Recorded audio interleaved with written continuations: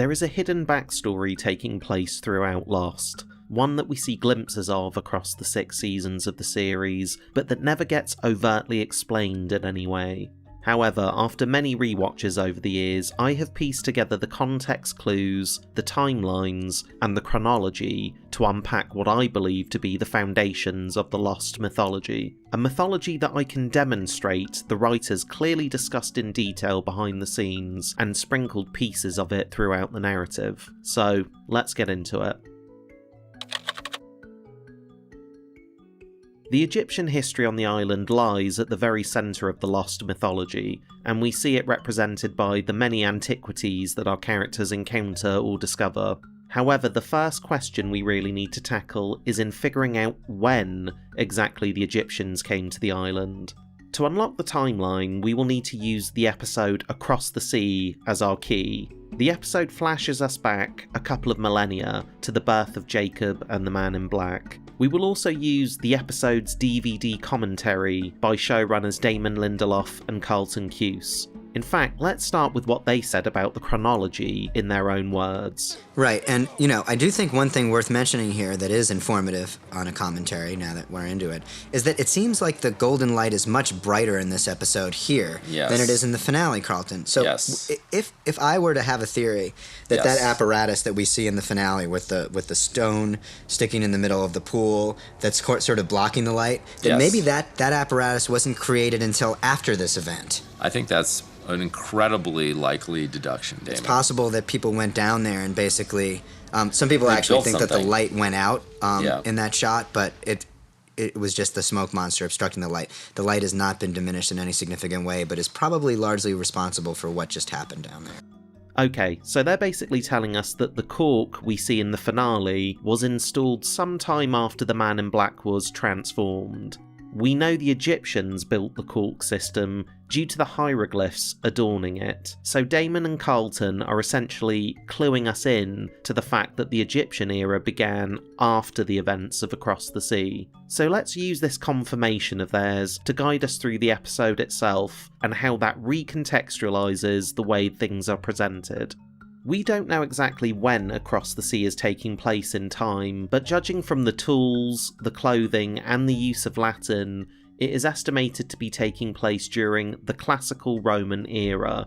For argument's sake, let's place it neatly around 1 AD, or 1 CE if we're being secular. Now, many people often assume this means it must be taking place after the Egyptian settlement has already come and gone from the island. After all, ancient Egypt predates the Roman Empire by about 3,000 years. However, the Egyptian era lasted for almost 30 centuries in the real world, and it actually overlapped with the Roman era. There was literally a specific period in Egypt's history known as Roman Egypt, in which the Romans created a province there. Roman province Egypt still worshipped Egyptian gods and built statues to glorify those gods. Following the Roman invasion of Egypt in 30 BC, the use of hieroglyphics began to slowly die out, with the last known writing of them occurring in the 5th century AD, about 500 years after the events of this episode. So the point I'm making is that these two cultures coexisted alongside one another at the same time for almost 7 centuries. Why does this matter? Well, it matters because the Egyptians who came to the island had a reason to leave their homeland. The idea is that they came to the island in order to escape Roman rule and to keep their disappearing culture alive in some form.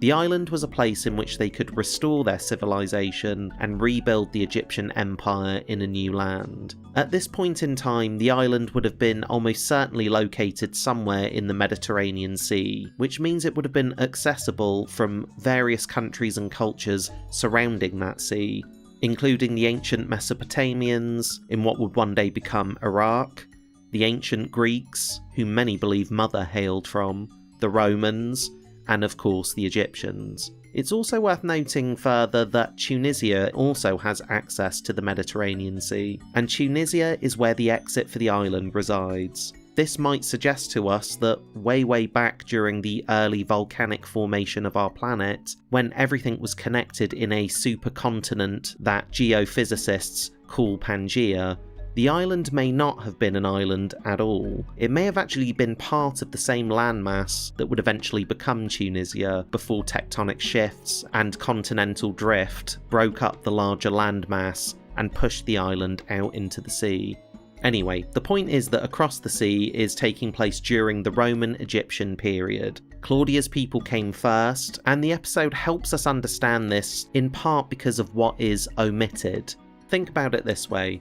If the writers really wanted us to know that this episode was taking place after the Egyptians had already come and gone, then they would have shown us something related to that period. For example, the temple, the statue of Taweret, the lighthouse, the tunnels, or even just some hieroglyphs. But there is nothing. The island has not been terraformed, so to speak.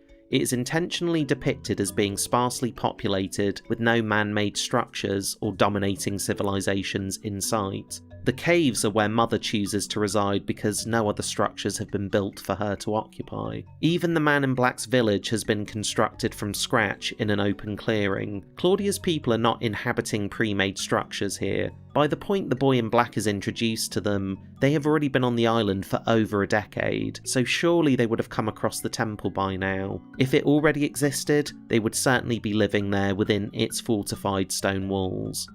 Then we have the Senet game that washes ashore. Now Senet is an ancient Egyptian board game, the name of which means Game of Passing Through, and we see it discovered by the boy in black. This is a way to further highlight the idea of concurrent cultures, and that we are currently in a period where both Romans and Egyptians were navigating the Mediterranean Sea at the same time, and that Egyptians were very close by without actually being on the island yet. Now of course Mother does take credit for giving the boy in black the game, but it clearly has washed up there from somewhere else, and she is trying her best to maintain the lie that there is nowhere else but the island in order to keep the boys there and to groom them as her replacements. Where else would it come from? From somewhere else. Across the sea. There is nowhere else. The island is all there is. Further points of evidence that Across the Sea predates the Egyptian period on the island are more obvious. The stone cork and the completed donkey wheel chamber both feature hieroglyphic symbols, which suggest these were constructed and installed by Egyptian settlers. Yet we see the Man in Black building an early prototype of the wheel. He is prevented from completing the work by Mother, of course, and she buries the chamber beneath the earth. But then why is Ben standing in a very similar looking chamber 2,000 years later, and why is that chamber now adorned with hieroglyphs? Is it possible the Man in Black influenced the Egyptians to complete his work, and that they used the Roman design to recreate the experiment and finish what the Romans started? More on this later. At the end of the episode, we see that the Man in Black is transformed into the smoke monster by being knocked unconscious and pulled downstream by the river, into the mouth of the cave, down its throat, and sucked directly into the open aperture of the source. Now, other than the showrunner's confirmation, we know that there was no cork at this point in time because the light is shining so bright that it is literally piercing through the rock formations, whereas in the present day, the light is now a dim glow, and that is because it is now obstructed by the cork. Its brightness has vastly diminished because the light flow has been dammed. Let me take you down there to demonstrate what I mean.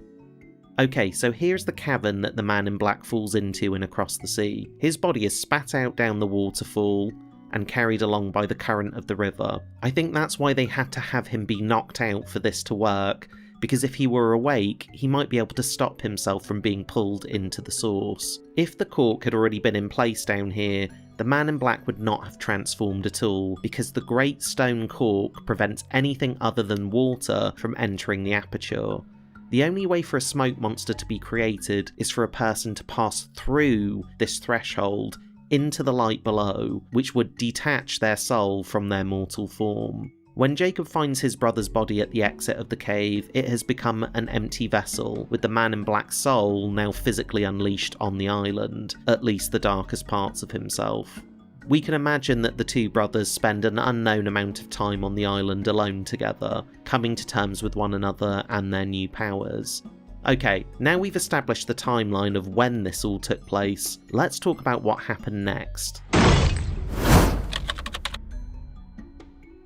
We have to analyse 2 key clues that help us to unpack the events that likely took place 2,000 years before Oceanic 815 ever crashed on that island. Inside the iconic foot of the statue of Taweret, we will glimpse Jacob's tapestry that he's been threading for what seems to be a couple of centuries. Here's an overview of it. If you've noticed the missing piece in the corner there, that's because it was ripped off by Jacob and used as an effective visual message to Ilana at the cabin on where she should go next to find him. The original tapestry would have actually looked something like this. If we look at it very closely, we see that it depicts a story of Egyptian civilization on the island. Firstly, a pair of wings are outstretched from an encircled eye. This is the Eye of Horus, a figure from Egyptian mythology who we shall discuss in more detail a bit later. This symbol represents protection, health, healing and restoration. Also notice how the image depicts 17 long arms emanating like rays out from the eye, pointing towards and touching followers below, as if choosing or selecting them to come with him to the island paradise. If you think that sounds a bit like Jacob, then you'd be right. The other symbols and imagery on the tapestry appear to depict Jacob's utopian vision of what a harmonious island looked like. The Egyptians used jugs to fill the water from the stream and play music and dance and celebrate life. They harvest crops and build a home, and they live in peace until the day comes in which they had to leave behind the island, a departure which the tapestry depicts at the very bottom. We can only infer that the Egyptians are either being sent away from the island or they are escaping it. There are lines of Greek on the tapestry that have been translated as being quotes from Homer's The Odyssey. "May the gods grant thee all that thy heart desires, and may the gods grant thee happiness." Now, you don't need me to tell you that these are clearly blessings of peace. We know this particular civilization thrived on the island for a very long time, as evidenced by the infrastructure that they built there. Some of the construction of these colossal island landmarks would have taken a very long time to complete. For example, the statue of Taweret itself is a testament to both the construction ingenuity of the Egyptian settlers, but also of the sheer numbers they must have had there. They built the statue to glorify their goddess Taweret, who was the deity of expectant mothers and childbirth, holding an ankh in one hand to symbolise her protection of this place. She stands as a monument to the island's healing properties and its power to give life. After all, procreation thrives in this place due to the increased sperm counts in men, making babies easier to conceive here than anywhere else on Earth. Something that the settlers would have discovered pretty early on when babies started being born on the regular. It's no coincidence that Jacob, also a protector of life, would eventually choose to take up residence within the statue centuries later. I think one of the early structures the Egyptians built was the lighthouse, to help bring other people to their shores and guide in new ships, sort of like an ancient looking glass station. The stonework and hieroglyphs imply that this is an Egyptian-built structure, and the central bowl was originally lit with flame. Jacob later appropriates this lighthouse tower for his own purposes in his search for candidates. The dial itself is operated by a system of gears and pulleys and appears to be 19th century in its origin, which would align closely with the arrival of Richard Alpert in 1867. But Jacob wasn't quite looking for a replacement just yet, he just wanted the island to work. There is also another line on Jacob's tapestry, not from the Odyssey this time, and it seems a tad more melancholic. "Only the dead have seen the end of war," meaning that conflict is a constant in human life, and true peace is only ever found in death. Let's move on to the second item in the statue that establishes more backstory, Jacob's rug. And I don't mean a hairpiece or a wig. This is certainly a less clear, less noticed part of the production design. In fact, it's hard to get a full view of it in the actual series, but it can be seen enhanced on the Lost Season 5 DVD box set. This woven rug was no doubt made by Jacob using the same technique as the tapestry. In the Season 6 opener, LAX, we actually see the man in black rip off the corner of this rug and use it to clean the bloody knife that Ben had used to stab Jacob. This rug is effectively the dark mirror image of the tapestry and depicts images and references to war, enslavement, and murder. It heavily alludes to the idea that there was a division that grew between the Egyptian settlers and a division that led to tribal warfare. Phrases have been weaved into the rug, also in Greek, and this time from Homer's The Iliad. Now you must embrace this evil war. The ground ran with blood. Then death's black cloud enveloped. I think these images and phrases speak for themselves, especially the one about death's black cloud. We all know exactly what that is referring to, don't we? So we see that Jacob has a very clear affinity for this Egyptian culture and a rather deep knowledge of their history on the island. He even uses an Egyptian ankh as his personal crest, which Dogan recognises immediately as coming from Jacob, and therefore trusts that the message inside of it is legitimate without question. Also, let us not forget Jacob's choice to reside inside the actual statue itself. To me, this speaks to the idea that Jacob had significant interactions with the Egyptians. Otherwise, there would be no reason for him to cling to these symbols and stories and history if he never had any interaction with it at all. So, if we take the essence of the tapestry and the rug, we can begin piecing together the backstory. A group of Egyptians left their homeland and their dying civilization by ship and sailed across the Mediterranean Sea in search of freedom from their Roman rulers. They discovered the island, most likely brought there by Jacob, who welcomed their arrival and saw it as a good thing. In my opinion, I think Jacob hoped that these people might demonstrate the good of mankind by living harmoniously together and turning the island into an Eden of sorts. It was his first real chance to prove both his mother and brother's philosophy about humanity wrong. Although on a simple emotional level, I think Jacob hoped that by having people on the island, it might give the man in black more of a reason to stay, and less need to try to escape. After all, who needs to see what lies across the sea, if what lies across the sea can come to them? Unfortunately, one of the problems was always going to be that Jacob didn't want to get involved, which proves itself to be the biggest mistake of his protectorship tenure.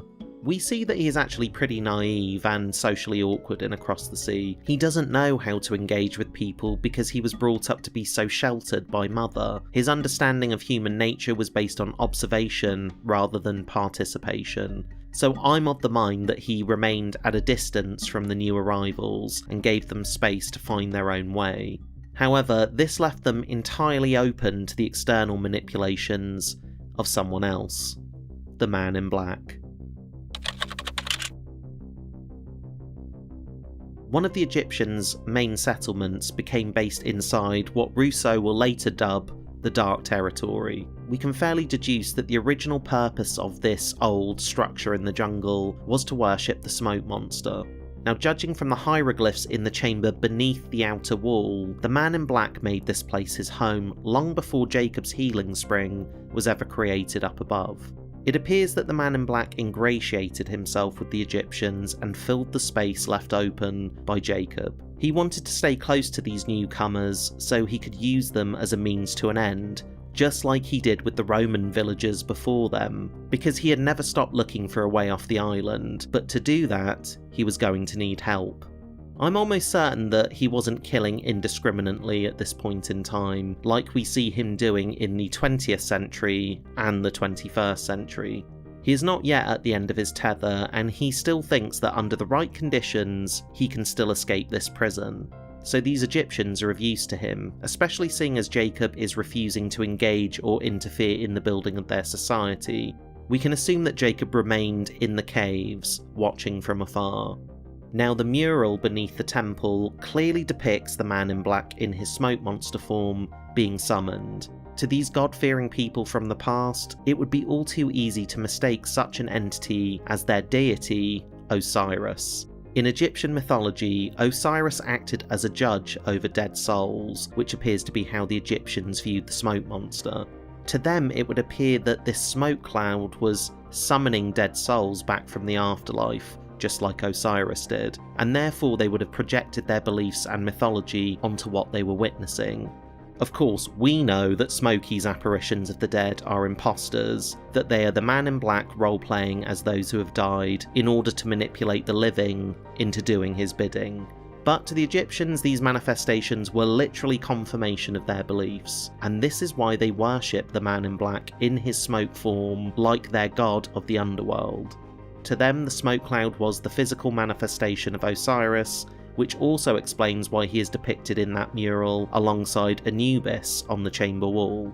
Anubis was a close ally of Osiris. He was the Egyptian god of mummification and the afterlife, as well as the patron god of lost souls. He enables the resurrection and rebirth of Osiris, helping to summon him back to our world. In this scenario, I imagine this as the man in black appearing to the Egyptians as a separate entity who can then act as an intermediary between the Egyptians and the black smoke. And for those who did not do as the man in black asked, would be judged and punished by the smoke monster.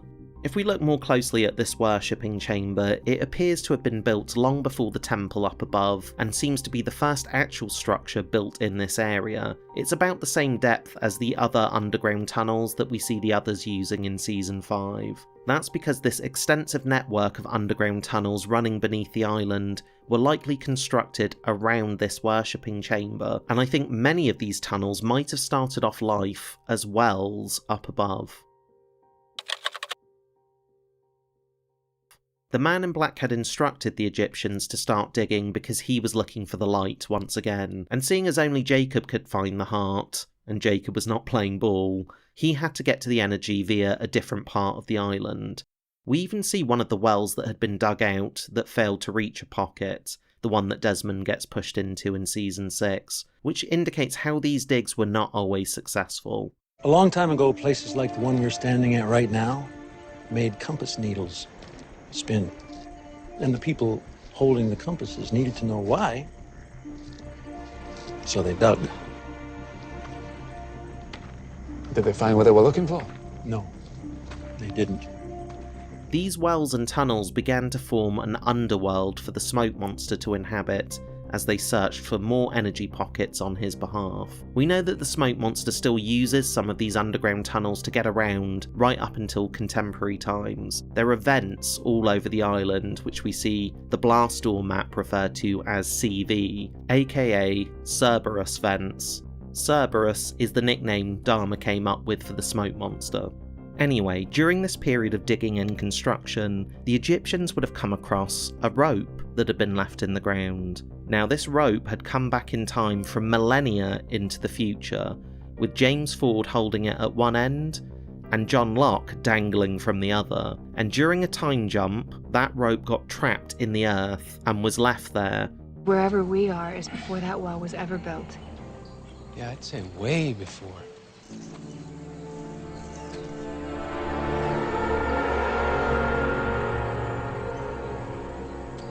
And this left behind artifact from the future, this rope, now leads to a primary pocket of energy, so the Egyptians follow it and dig a new well, and create a cavern below, finally adjacent to an active pocket of energy.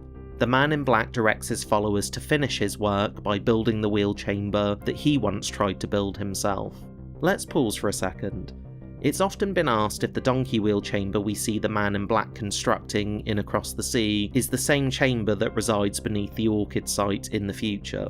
Well, we know that there were many wells that Claudia's people appear to have dug during their time on the island, as well as the Egyptians. The man in black explains the following to Jacob. There are very smart men among us, men who are curious about how things were.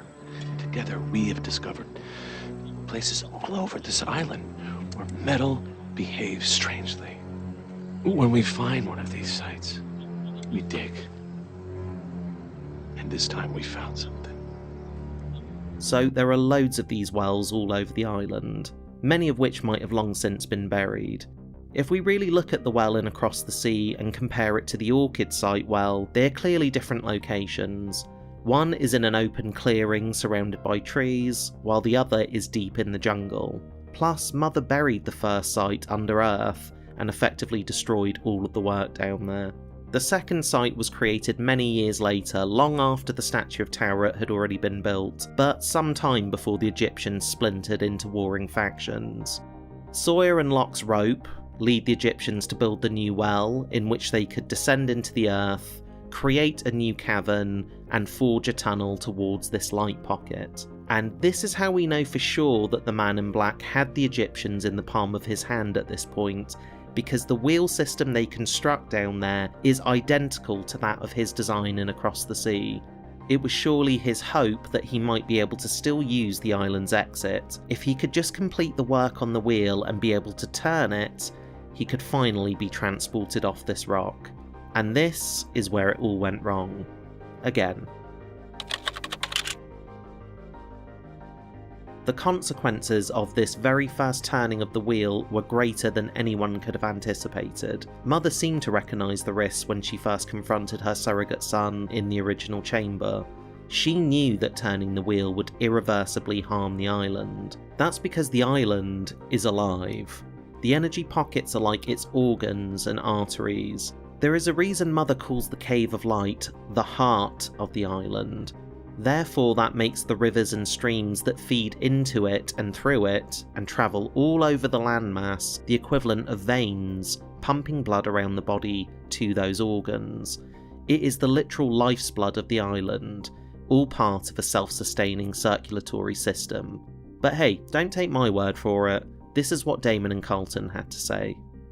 So the donkey wheel here, Carlton, obviously, here's another moment in this episode where we get a little bit of a sense of the thinking behind that donkey wheel that first appeared back in the season 4 finale.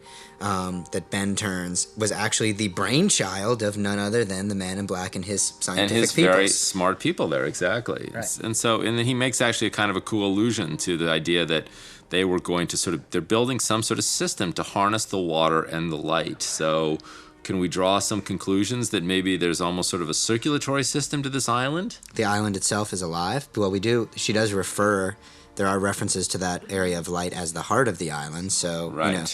Why does this all matter, you may ask? Well, we learn that the wheel system was designed to channel water flow with the light. What the Man in Black is trying to do is essentially cut into that circulatory system in order to tap an organ. I have no doubt that whilst occupying his human form, he attempted to turn that wheel for the very first time. But, as we saw when he was appearing as fake Christian to Locke down there, he is unable to travel through the wormhole with Locke, because he is tethered to the source. So the experiment failed. However, the unintended consequence of this very first turn of the wheel causes a large burst of energy to engulf the island and forces it to jump from one geographical location to another. It is my belief that, until this moment, the island might not have moved at all. The wheel was a man-made violation. When the Egyptians rebuilt and turned it, this rerouted the water, aka the bloodstream, from the heart and caused the equivalent of an island heart attack. This heart attack destabilised the core of the source itself, causing it to spasm and overheat. And because it requires a very large amount of energy to move the island, as we see, this drains the source of its power and ability to self-regulate. Finally, this is when Jacob realised that he would have to intervene. How do we know that he did this? Well, it's established that only a protector can find the heart of the island at all, which means whoever went down there into the cave had to do so with both his guidance and blessing. Jacob had already seen Mother's warnings in how going down into the cave could lead to a fate worse than death. So that dictates that something pretty catastrophic had to have taken place for him to not only lead new people to the heart of the island, but also to grant them safe passage into the cave. He would not allow this unless it were absolutely necessary, and that is why I believe that the ancient incident forced his hand and made him break his rule about no intervention. The circumstances would have required him to make face-to-face contact with the settlers because he could not fix this problem on his own, and it was a problem that would soon affect every man, woman and child on the island, and if left unresolved, would soon affect the rest of the world. So Jacob leads a group of the Egyptians to the cave in order to assist him with a complex construction job, and these volunteers essentially help him carry out a form of open heart surgery. To avoid suffering a similar fate to Jacob's brother, they would have belayed themselves down the throat of the cave, much like we see Desmond do in the series finale The End, and move through the cavern whilst avoiding the open aperture of the source. Jacob then instructed them to contain the energy before it burnt itself out. Think of the cork like a pacemaker. It keeps the heart beating, while the continuous water stream feeding into it helps to keep the source from overheating. The only way to keep the light on was to dam its flow and create a coolant system with the pool of water. Sadly, the source was not without its own set of grave consequences. It produces high levels of radiation that, given enough exposure and close enough proximity, and over a long enough period of time, can result in radiation sickness and eventually death. The only reason why Desmond didn't die from the exposure was because of his unique resistance to electromagnetism, built up over years of pushing the button and then absorbed into him when he turned the failsafe key. So basically, Jacob required some sacrifices here. In exchange for helping him to plug this leak and the manpower and price it required, the Egyptians were granted permission to build the water runoff system, which if you look closely enough you can actually see. These runoffs presumably channel the island's healing properties directly into the sacred grounds at the temple, thereby creating a spring and the reward of extended life. This system would have taken some time to construct, while the levels of radiation from this incident would have eventually cost the lives of at least a few of the workers down there. And so the stone cork, or the Great Stone as it is called in the official script for the end, is carved out and placed. Let's look a little more closely at the cork itself. There are 4 lines of ancient script that can be glimpsed on the top of the stone. The upper 2 lines are Egyptian hieroglyphs, while the bottom 2 are cuneiform script. I must caveat that the translations of these inscriptions come from the Lost Encyclopedia, which was published as a companion piece to the show. We do have to take some of the information in that book with a pinch of salt, because there are errors about the show in some of the text. However, the book also features a foreword written by Damon and Carlton, which does indeed lend it more legitimacy despite those errors. Ultimately, it's up to you if you choose to accept any of this as canon, but it certainly helps us figure out more of the writer's room's intentions regarding the cork if this information is accurate. So the translations are as follows. Line 1. Embrace that which the balance hath weighed. Let a path be made for Osiris in the great valley, and let Osiris have light to guide him on his way. This line echoes Egyptian funerary ideas from texts like the Book of the Dead, which is where a lot of the phrases and hieroglyphs are copied from. Okay, quick history lesson. In Egyptian mythology, Osiris was a benevolent king who is betrayed and murdered by his jealous brother Set. Osiris then becomes ruler of the underworld, presiding over the judgment of the dead, while his son and heir, Horus, grows up to challenge Set, ultimately restoring order and avenging his father, symbolising the eternal struggle between order and chaos. In Lost, this dynamic is loosely mirrored through Mother, Jacob, and the Man in Black. Mother acts as the mythic origin figure guarding sacred power. Jacob becomes the heir to that power, which embodies order and protection of life. And the Man in Black parallels Set as a force for chaos and rebellion who killed the original ruler. I've talked elsewhere about how I believe Mother was the original smoke monster as well as a protector, and how she split her roles between the 2 brothers. So Osiris could represent either her or the Man in Black, depending on the interpretation. Now the reference to the Great Valley is clearly a reference to an afterlife, much akin to the Flash Sideways, which further draws a connection between the power of the light and a realm beyond death, helping to bond the concept of the Sideways together with the heart of the island and human souls. These 2 planes of reality are interlinked. Let a path be made with light to guide him on his way indicates moving on to another state of existence within the light. It's likely that the Egyptians considered the cave to be the literal gateway to the afterlife, to their very own Great Valley. Line 2 on the cork reads, He hath reconciled the 2 fighters, Horus and Set, the guardians of life. This line draws directly on the Egyptian idea of cosmic balance, where even opposing forces like Horus and Set must ultimately be brought into harmony. This maps onto Jacob and the Man in Black, who function as 2 opposing forces, but are both essential to the island's balance. In fact, we discover much of what the Man in Black plans and executes is, unbeknownst to him, all part of a larger design of the islands in order to maintain existence. This line suggests that the Egyptians basically projected their own mythology onto the conflict unfolding between the two brothers, just as future island inhabitants would project their own belief systems onto the two characters. Modern day audiences like us initially viewed Jacob and the Man in Black as being representations of Judeo-Christian God and the devil archetypes, even though they are not literally either of those things. We see them begin their lives as mortal children, who grow up to become mortal men, and then only later are transformed.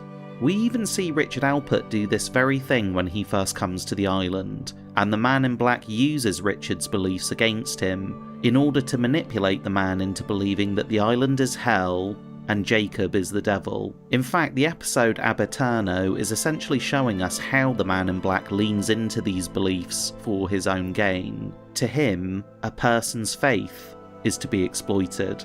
What I'm getting at here is that every civilization in their own time have similar myths of gods and monsters, and depending on your culture and history, you might project your own beliefs onto the things around you. Back then, to the Egyptians, the power struggle between Jacob and the Man in Black resembled that from the ancient Osiris myth.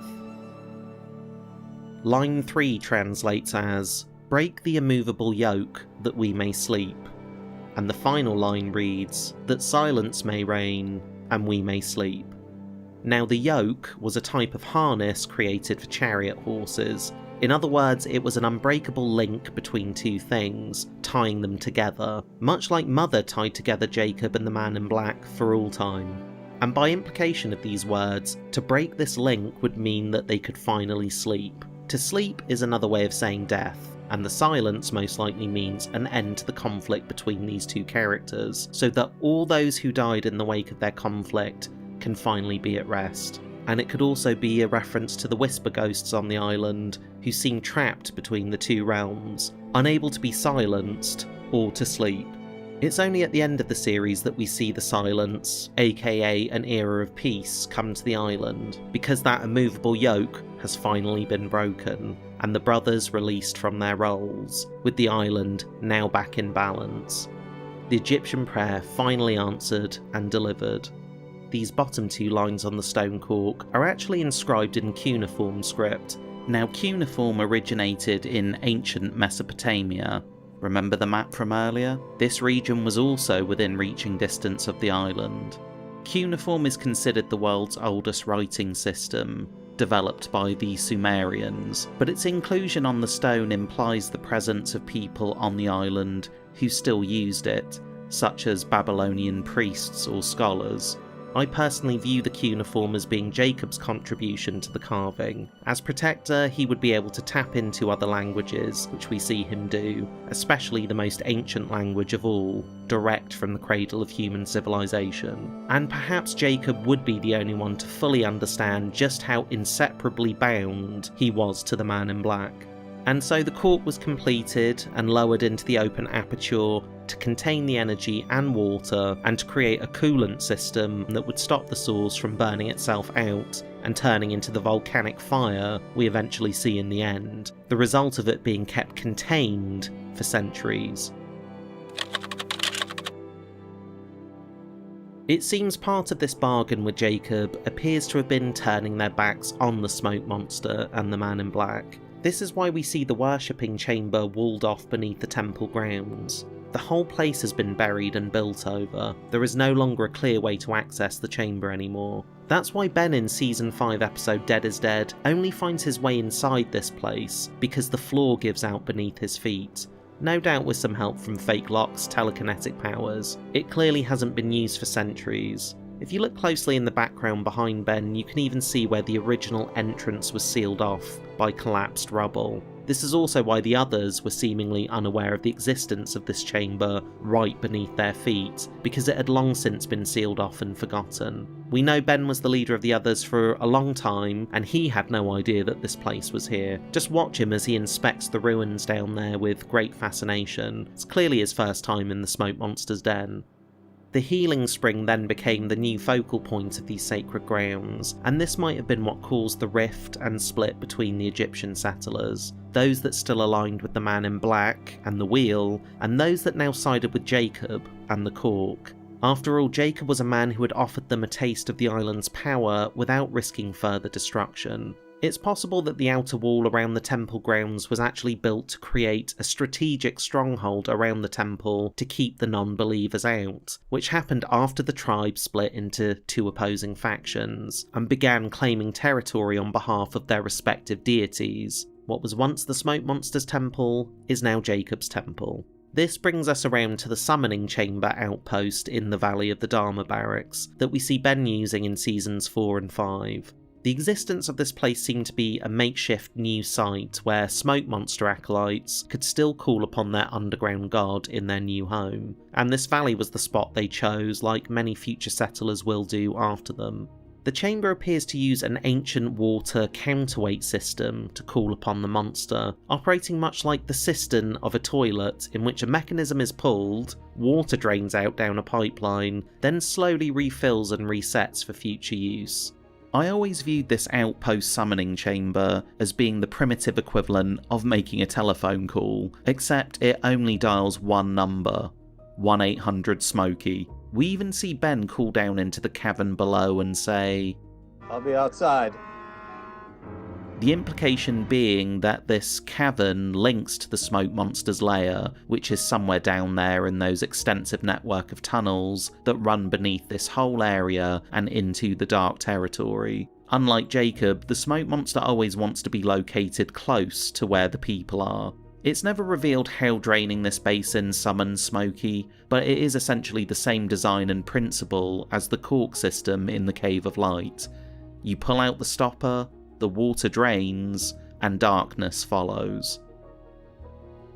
Think of it this way. If the island has a natural circulatory system, which we know it does, and the Egyptians tapped into that at various sites like the Wheel Chamber and the Temple and the heart of the island, that means all of these island rivers and all of these man-made tunnels and pipelines are interconnected, and both the Protector and Smoke Monster are also connected to this flow, which is why after Jacob dies, the waters of the healing spring at the temple become tainted.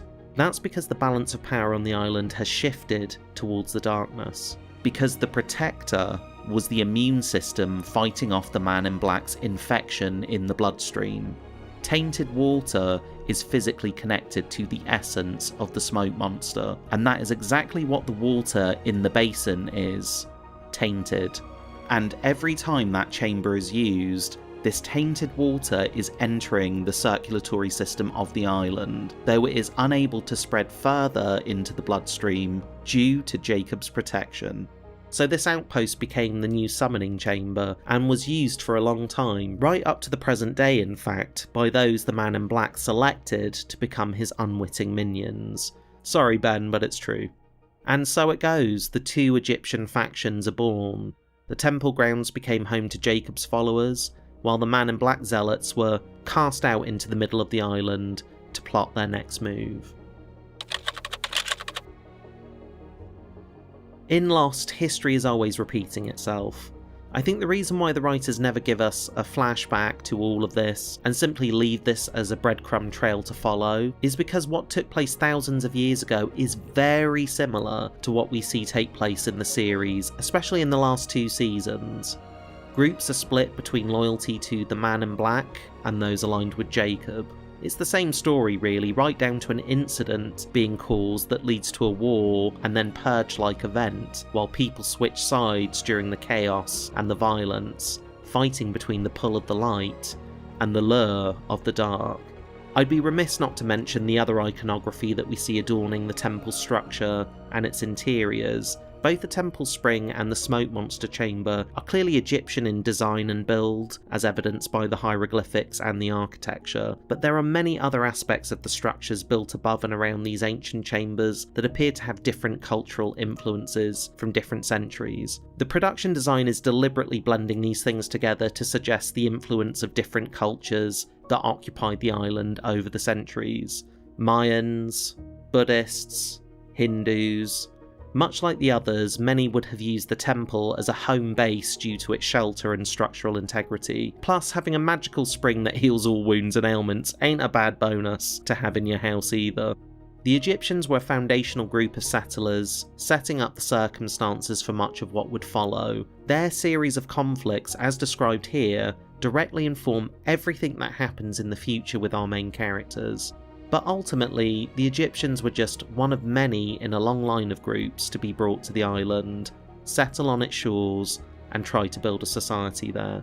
While Jacob's Tapestry does suggest that many of the Egyptians left the island in boats of their own accord, likely to escape escalating conflict with the Man in Black and tribal warfare, I like to believe that Jacob actually bonded with some of the Egyptians that followed him, and that this is what reinforced his belief about the good within people, and that those bonds of friendship enriched his life to the point where he adopted their cultural attitudes and symbols. So maybe he was simply sending away his friends, so they wouldn't suffer any more losses at the hands of war and his brother's growing malevolence. We know they won't be the last people to come to the island, then return back to the world after their purposes have been served. Sadly, for those who remained on the island from this period, were eventually wiped out, either by the Man in Black or general human conflict. Jacob confirms as much to Richard in Abiturno. All that remains of these people by the time Oceanic 815 crashes on the island are ancient ruins and old relics from a time that has long since passed into memory and myth. The next video is the most requested video I've ever had. I will be exploring the entire history of the Dharma Initiative, from its inception through to its destruction. Be sure to check it out, and please check out the other videos on this channel as I cover all things Lost. You can even help me keep this project going by leaving a like and a comment for the algorithm, or click the join button for a channel membership. Alternatively, you can support me on Patreon, where you can see videos like this in advance and get some exclusive content there that you won't find anywhere else. Thank you for watching. I'll see you back on the island.